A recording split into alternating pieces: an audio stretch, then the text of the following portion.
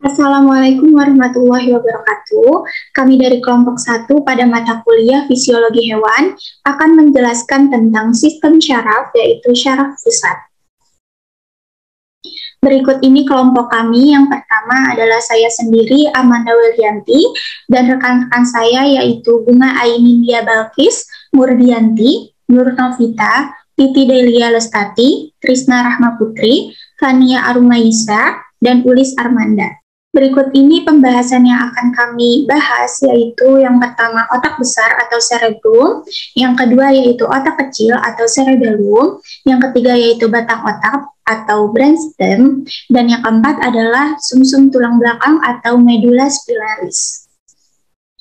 Semua aktivitas sehari-hari yang kita lakukan seperti belajar, menonton, bermain, dan makan, serta tidur, diatur oleh organ dalam tubuh kita, yaitu otak. Otak merupakan organ penting yang merupakan bagian dari sistem syaraf pusat yang terdiri dari jutaan sel syaraf yang terkoneksi satu dengan yang lainnya, seperti tampak pada gambar berikut. Gambar yang ini ya teman-teman. Nah, sistem syaraf merupakan suatu sistem yang mengatur kerja semua sistem organ agar dapat bekerja secara serasi. Fungsi dari sistem syaraf yaitu untuk menerima rangsangan, mengolahnya di otak, kemudian otak akan meneruskan rangsangan tersebut ke organ yang bersangkutan. Sistem saraf ini terbagi menjadi dua, yaitu sistem saraf pusat dan sistem saraf tepi. Nah, yang kelompok kami akan bahas itu sistem saraf pusat. Nah, sistem saraf pusat ini memiliki bagian yaitu otak dan sumsum tulang belakang atau medulla spinalis. Nah, pada otak ini terdapat bagian otak besar, otak kecil, dan batang otak. Pembahasan kita yang pertama yaitu otak besar atau cerebrum. Otak besar atau cerebrum yang terletak di atas batang otak merupakan bagian terbesar dari otak manusia. Otak besar menempati 80% dari total berat otak. Bagian ini bertanggung jawab atas semua kegiatan intelektual seperti kemampuan berpikir, menalar, mengingat, membayangkan, serta merencanakan masa depan. Otak besar dibagi menjadi dua belahan, yaitu belahan hemisfer kiri dan hemisfer kanan. Belahan otak kanan dan kiri ini masing-masing mempunyai fungsi yang berbeda. Otak kiri berfungsi dalam hal yang berpengaruh dengan logika, rasio, kemampuan menulis dan membaca, serta merupakan pusat matematika. Bagian otak ini merupakan pengendali IQ, dan daya ingat otak bagian ini juga bersifat jangka pendek. Sementara itu, otak bagian kanan berfungsi dalam perkembangan emotional quotient atau EQ. Misalnya, sosialisasi, komunikasi, interaksi dengan manusia lain, serta pengendalian emosi. Pada bagian otak kanan ini terletak kemampuan intuitif, kemampuan merasakan, memadukan, dan ekspresi tubuh seperti menyanyi, menari, dan melukis. Selanjutnya yaitu ada bagian-bagian otak. Yang pertama itu ada cerebral cortex, yaitu lapisan tipis yang membungkus bagian otak besar atau cerebrum. Nah, lapisan ini memiliki area permukaan yang luas. Oleh karena itu, korteks cerebral memiliki berat hampir dari setengah berat otak. Kemudian, korteks cerebral ini juga memiliki sebutan materi abu-abu atau gray matter. Nah, materi abu-abu ini tersusun dari badan sel saraf yaitu soma. Materi abu-abu ini bertanggung jawab untuk memproses dan menafsirkan informasi. Kemudian ada basal ganglia atau basal nuklei, merupakan lapisan yang berwarna putih atau white matter. Lapisan dalamnya banyak mengandung serabut saraf, yaitu dendrit dan akson. Ganglia basal ini berfungsi dalam melakukan koordinasi gerakan, pengaturan gerakan yang tidak disadari, kemudian fungsi kognisi dan fungsi emosional. Materi putih ini atau white matter ini bertanggung jawab untuk mentransmisikan informasi ke bagian lain dari sistem saraf. Lalu tiap bagian korteks serebral memiliki fungsi yang berbeda. Korteks serebral terbagi ke dalam dua belahan otak, yaitu otak kiri dan otak kanan. Kedua belahan ini terhubung dengan korpus kalosum di bawahnya. Tiap belahan terbagi menjadi 4 lobus yang masing-masing memiliki fungsi tertentu. Lobus ini termasuk lobus frontal, lobus parietal, lobus temporal, dan lobus occipital. Nah, yang pertama ini ada lobus frontal, terdapat di warna biru pada gambar. Nah, lobus frontal ini adalah lobus terbesar antara lobus-lobus lainnya. Letaknya pada bagian depan otak atau tepat di belakang dahi. Lalu lobus ini terlibat dalam membentuk karakteristik kepribadian seseorang. Selain itu, lobus ini pun bertanggung jawab dalam mengatur gerakan, penilaian, pengambilan keputusan, pemecahan masalah, spontanitas, dan perencanaan, serta memori manusia. Nah, kemudian ada lobus parietal, itu berada di warna kuning pada gambar. Nah, berada pada bagian tengah otak atau belakang lobus frontal. Nah, lobus frontal ini merupakan tempat utama untuk memproses informasi sensorik seperti rasa, suhu, bau, pendengaran, penglihatan, dan sentuhan. Lalu kemudian yang ketiga ini ada lobus temporal. Nah, lobus temporal ini berada pada warna hijau di gambar. Terletak pada bagian bawah lobus frontal dan lobus parietal. Fungsi korteks serebral ini terkait dengan kemampuan pendengaran dan bahasa. Bagian lobus ini menerima sinyal suara dan ucapan dari telinga kita, kemudian diproses dan dipahami menjadi sebuah makna. Contohnya, kita tidak akan bisa memahami pembicaraan seseorang jika bukan karena lobus temporal ini. Kemudian yang terakhir ini ada lobus occipital. Nah, lobus occipital ini terdapat di gambar warna merah muda pada gambar. Lalu lobus terkecil yang terletak di bawah lobus parietal. Ini lobus occipital ini lobus terkecil. Lalu peran lobus ini yaitu membantu kita memahami apa yang mata kita lihat. Nah, lobus occipital ini juga bekerja dengan sangat cepat dalam proses informasi yang dikirimkan oleh mata kita, seperti memahami teks dalam buku. Kemudian ada diencephalon atau interbrain, bagian otak yang terdiri dari talamus dan hipotalamus. Talamus dan hipotalamus ini sangat berperan penting di dalam otak. Nah, yang pertamanya ada talamus ya. Talamus ini merupakan massa berat dari materi abu-abu atau gray matter yang terletak mendalam di otak bagian depan, di bagian paling atas dari encephalon. Nah, struktur ini memiliki fungsi sensorik dan motorik. Hampir semua informasi sensorik memasuki struktur ini, di mana neuron mengirim informasi tersebut ke korteks. Nah, kemudian fungsi utama dari talamus itu menyampaikan informasi yang berkaitan dengan kesadaran, kewaspadaan, dan juga siklus tidur. Nah, selain itu, talamus juga memiliki fungsi dalam memancarkan dan meneruskan informasi tentang reseptor panca indera kecuali indera penciuman. Nah, ini yang kedua itu ada hipotalamus. Hipotalamus ini merupakan bagian dari diencephalon ventral ke talamus. Nah, bagian otak hipotalamus ini berada di bawah talamus. Nah, struktur ini terlibat dalam fungsi homeostasis, emosi, kehausan, kelaparan, dan kontrol dari sistem saraf otonom. Nah, selain itu, ia mengendalikan hipofisis juga. Hipotalamus ini bagian paling kecil pada pusat otak dengan peran yang sangat penting. Lalu selanjutnya adalah jalur kortikal untuk mengucapkan kata yang dilihat atau didengar. Dapat dilihat pada bagian-bagiannya yang terdapat pada gambar. Yang sebelah kanan yaitu primary visual cortex, lalu lanjut ada primary auditory cortex, selanjutnya ada Wernicke's area dan Broca's area, dan yang terakhir ada primary motor cortex yang akan kita bahas sama-sama di materi selanjutnya. Nah, bagian pertama yaitu primary visual cortex yang terdapat pada bagian sebelah paling kanan pada gambar.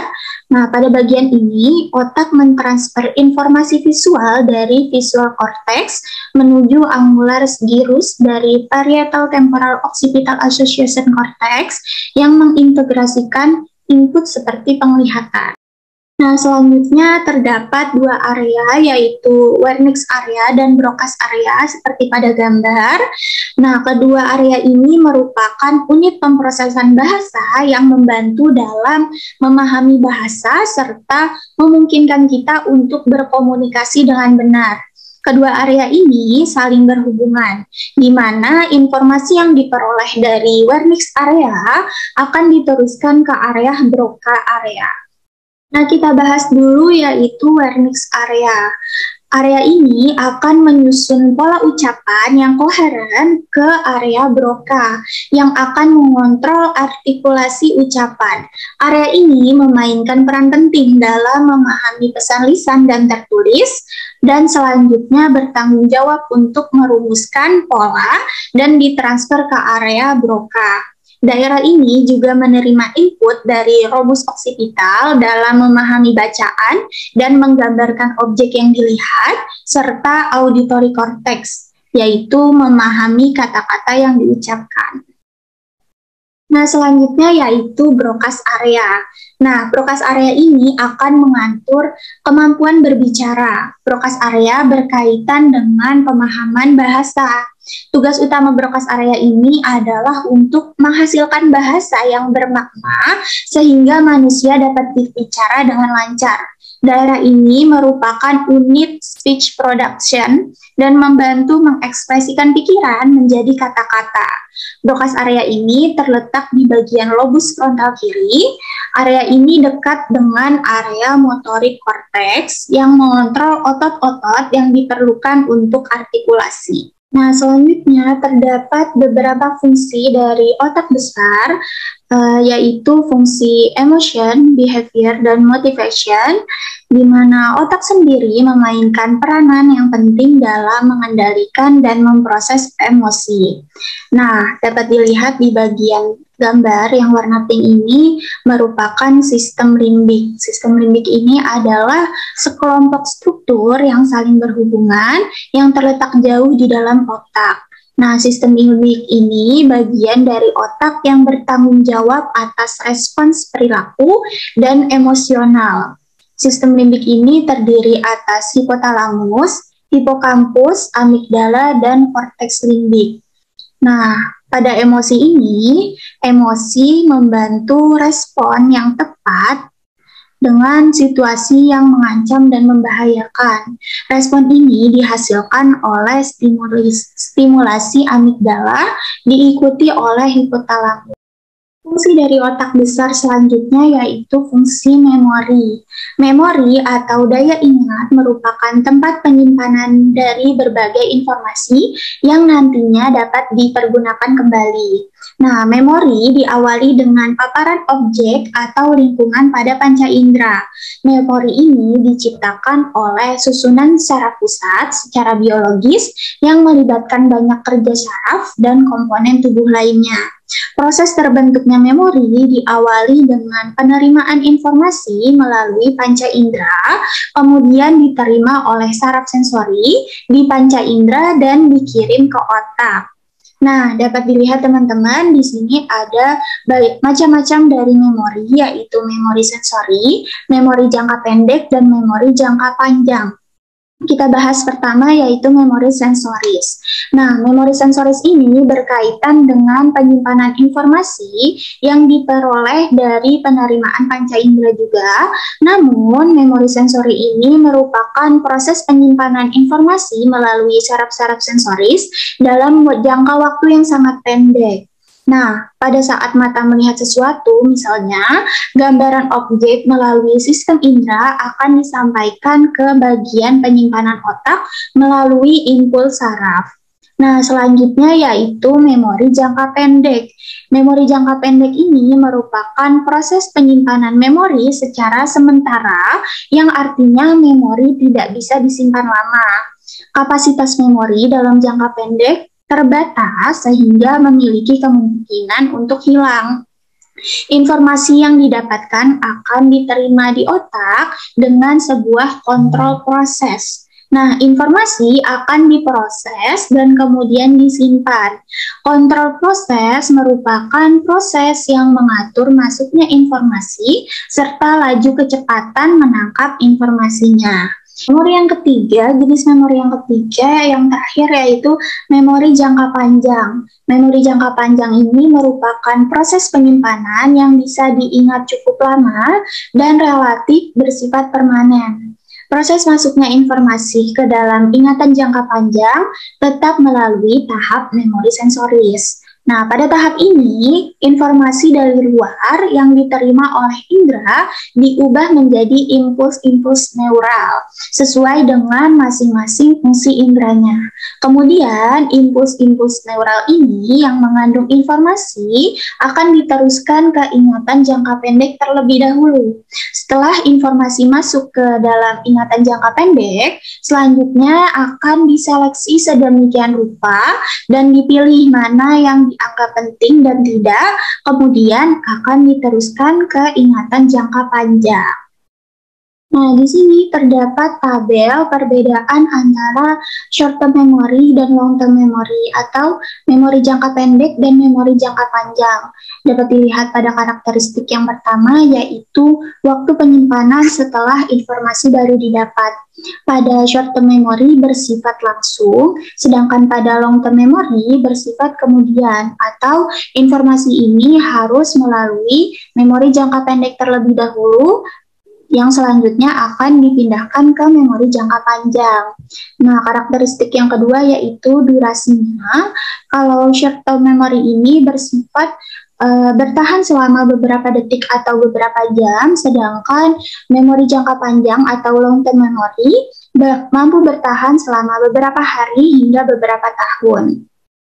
Nah, karakteristik yang ketiga yaitu kapasitas penyimpanan. Kapasitas penyimpanan dari long term memory adalah terbatas, sedangkan maksud saya short term memory itu terbatas, sedangkan long term memory adalah sangat besar. Karakteristik yang selanjutnya yaitu waktu yang dibutuhkan dalam mengingat kembali. Waktu yang dibutuhkan dalam mengingat kembali pada short term memory adalah cepat, sedangkan long term memory lambat kecuali memori tersebut sering digunakan. Nah, selanjutnya yaitu ketidakmampuan dalam mengingat kembali. Pada short term memory bersifatnya permanen, kecuali terjadi konsolidasi informasi yang selanjutnya memindahkan informasi tersebut ke memori jangka panjang. Sedangkan pada long term memory ini bersifat sementara. Dan yang terakhir adalah mekanisme penyimpanan memori. Pada short term memory, mekanismenya melibatkan perubahan sementara fungsi sinapsis yang berubah jumlah neurotransmitter yang dibebaskan. Sedangkan pada long term memory ini melibatkan perubahan permanen fungsi dan struktur sehingga terjadinya peningkatan pelepasan neurotransmitter. Selanjutnya ada otak kecil atau cerebellum. Nah, cerebellum atau otak kecil merupakan organ sentral untuk kontrol motorik halus. Struktur ini memproses informasi dari berbagai jarak sensorik, terutama di bagian vestibular dan proprioseptif, bersama dengan impuls motorik dan mengatur aktivitas area nuklear motorik di otak dan medula spinalis. Nah, otak kecil ini memiliki mekanisme yang bekerja lebih cepat daripada area otak yang lain, karena terdiri dari 40 juta serabut saraf. Nah, cerebellum terletak di bagian belakang kepala, di bawah otak besar dan tepatnya itu di bawah lobus oksipital dekat dengan ujung leher bagian atas. Lalu berbentuk agak lonjong dan menyempit pada bagian tengahnya, serta terdiri dari dua hemisfer cerebelli yang dihubungkan oleh bagian tengah yang sempit, yaitu vermis. Nah, otak kecil ini terhubung ke otak besar melalui penduculus cerebri. Otak kecil ini berukuran 10% dari total volume otak, namun memiliki jumlah neuron lebih dari 50% total neuron pada otak, yaitu tadi yang telah disebutkan 40 juta serabut saraf. Baik, selanjutnya ada struktur dari otak kecil atau cerebellum. Cerebellum ini tersusun atas dua jaringan, yaitu gray matter dan white matter. Gray matter merupakan komponen utama dalam sistem saraf pusat yang mengandung bagian badan sel saraf, sel glia, dan pembuluh kapiler. Gray matter itu sendiri memiliki peran untuk bertindak sebagai pusat analisis informasi. Selanjutnya, white matter. White matter merupakan komponen sistem saraf pusat yang terdiri dari akson bermialin. Fungsi dari white matter itu sendiri yaitu untuk menghubungkan pusat informasi yang diterima dari otak. Selanjutnya, ada bagian korteks dari cerebellum. Nah, korteks dari cerebellum ini terdapat 3 lapisan, yaitu lapisan molekuler, lapisan Purkinje, dan lapisan granular. Yang pertama, lapisan molekuler. Lapisan molekuler ini merupakan lapisan terluar yang mengandung sel saraf kecil, sel saraf tak bermialin, dan sel glia. Lapisan molekuler ini juga mempunyai 2 tipe neuron, yaitu sel stellata yang letaknya di bagian luar, dan sel basket yang letaknya di bagian dalam. Lalu selanjutnya lapisan Purkinje. Lapisan ini disusun oleh banyak sel Purkinje besar yang bentuknya seperti botol. Di dasar sel Purkinje, akson akan keluar dan berjalan melalui lapisan granular untuk masuk ke substansia alba. Beberapa akson sel Purkinje juga langsung berjalan untuk berakhir pada nuklei vestibularis di batang otak. Lalu yang terakhir, lapisan granular ini tersusun atas sel-sel kecil dengan 3-6 dendrit. Baik, secara anatomi, cerebellum memiliki 3 jenis lobus, yaitu lobus anterior, lobus medius, dan flocular nodular. Lobus anterior atau lobus depan yang berwarna merah muda ini pada bagian vermisnya memiliki peran. Perannya yaitu menerima input dari jaras spinocerebralis. Lalu yang kedua, lobus medius. Nah, lobus medius ini merupakan bagian dari cerebellum yang paling besar. Peran dari lobus medius ini yaitu menerima proyeksi dari hemisfer cerebri. Dan yang terakhir, lobus flocular nodular. Nah, lobus flocular nodular ini berperan juga untuk menerima proyeksi, terutama dari inti-inti vestibuler.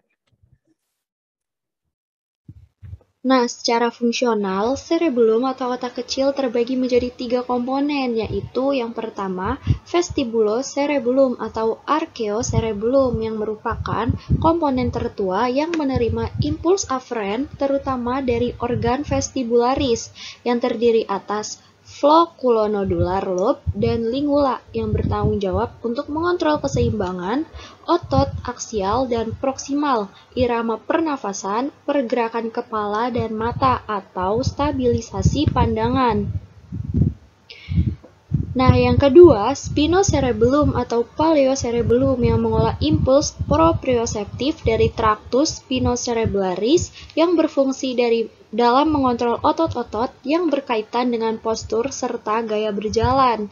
Dan yang terakhir ada cerebellum atau neurocerebellum yang memiliki hubungan fungsional yang erat dengan korteks motorik telencephalon dan berperan pada semua kontrol gerakan halus seperti kecepatan serta ketepatan pergerakan tubuh dan perkataan.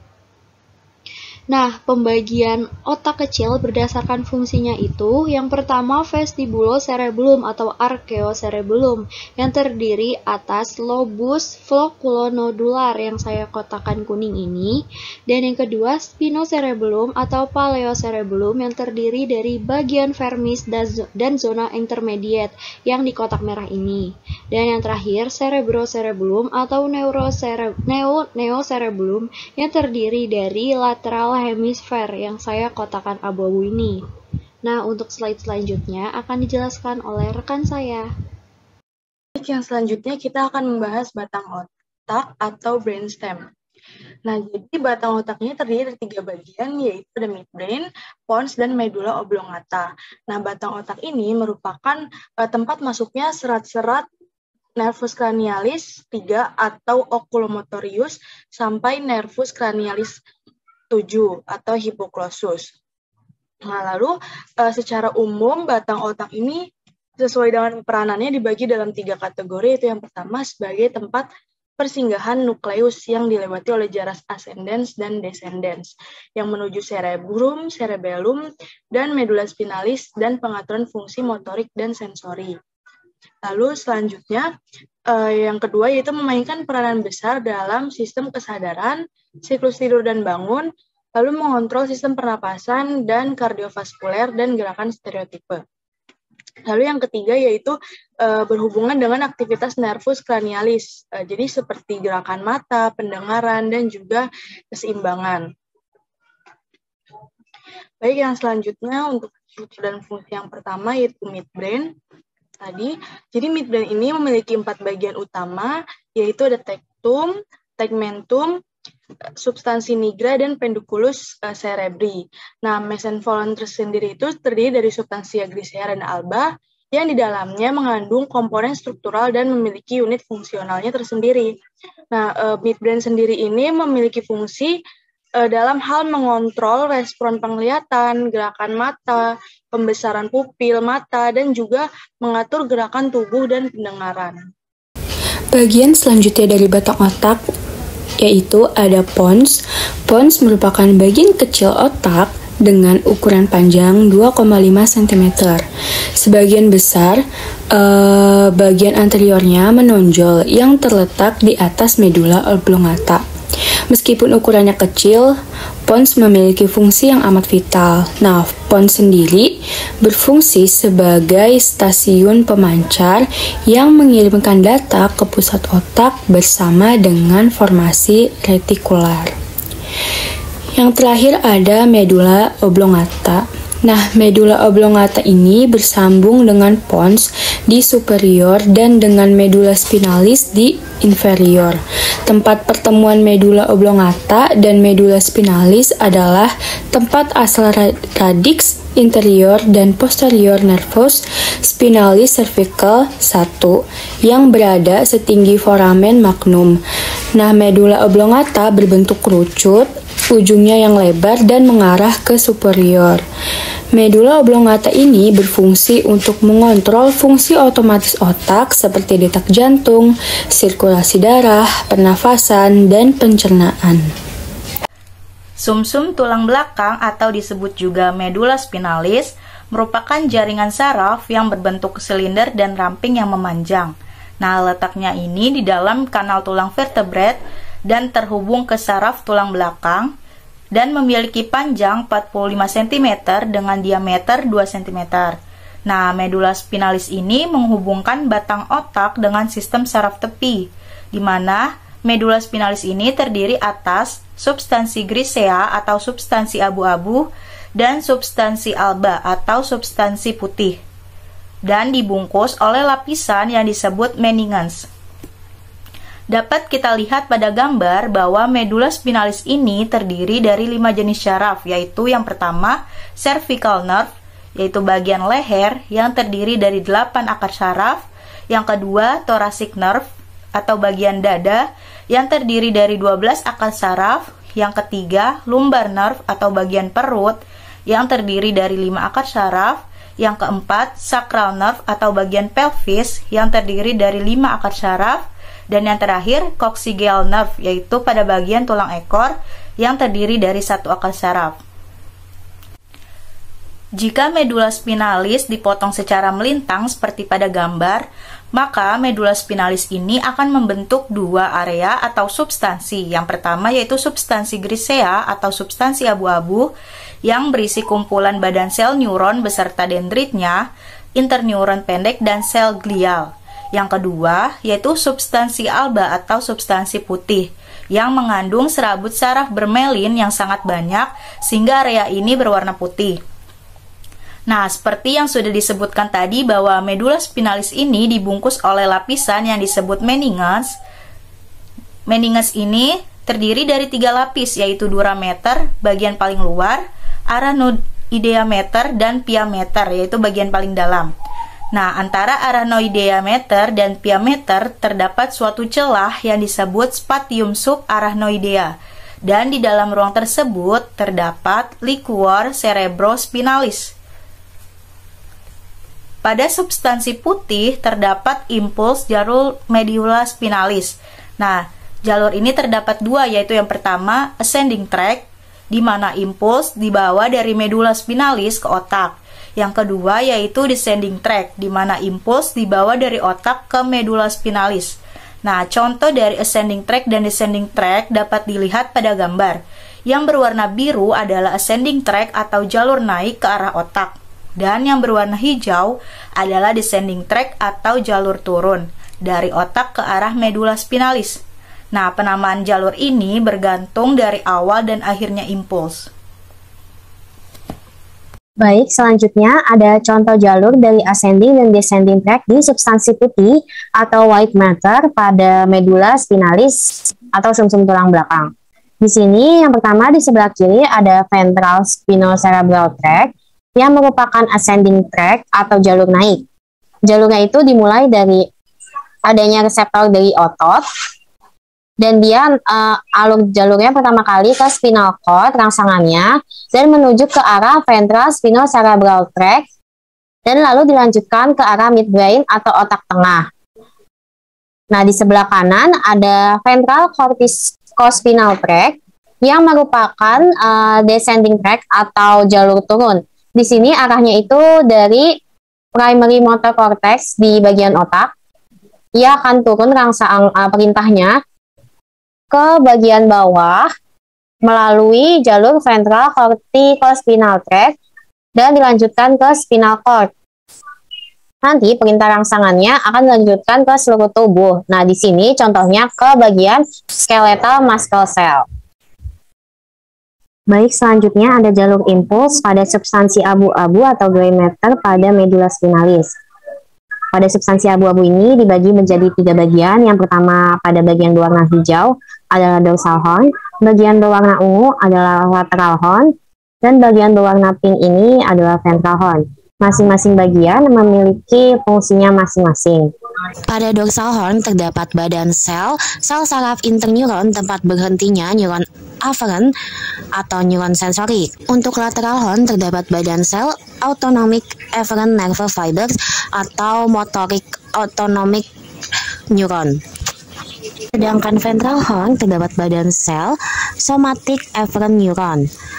Jadi perbedaannya untuk dorsal horn terdapat afferent neuron atau sensoric neuron, lateral horn terdapat autonomic motoric neuron, ventral horn terdapat somatic afferent neuron atau somatic motoric neuron. Nah, perbedaannya lagi untuk dorsal horn ini letak keluarnya itu dari dorsal root, sedangkan lateral horn dan ventral horn dari ventral root. Baik, selanjutnya ada mekanisme gerak refleks. Gerak refleks merupakan gerakan yang terjadi secara otomatis tanpa adanya usaha. Gerak refleks di sini adalah gerak refleks yang terjadi di medula spinalis.